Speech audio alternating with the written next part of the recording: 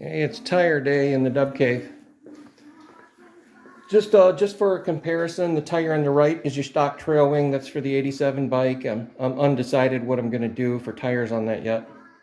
I want to keep that bike really light, real light. Every pound I can drop off that bike's coming off it. So you got your trail wing tire, and then on the left is the Tire Guider Atlas. It's a 26 by 8 by 14.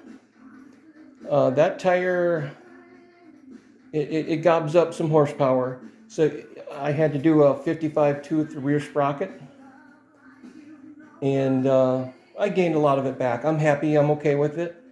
I'm going to do some more mods back here. I'm going to save that for later. But this is a sneak peek of what's going on here today. IRC M5b EVO over there. We got a little bit of Tina Turner going on in the corner over there. There's the new Mad Max poster. Anyway, this is the Dub Cave up in the UP. I should probably sound something a little more like a Youper, hey, huh? So that's the new tire right there, eh? Yeah, we're gonna do a little bit of work back here.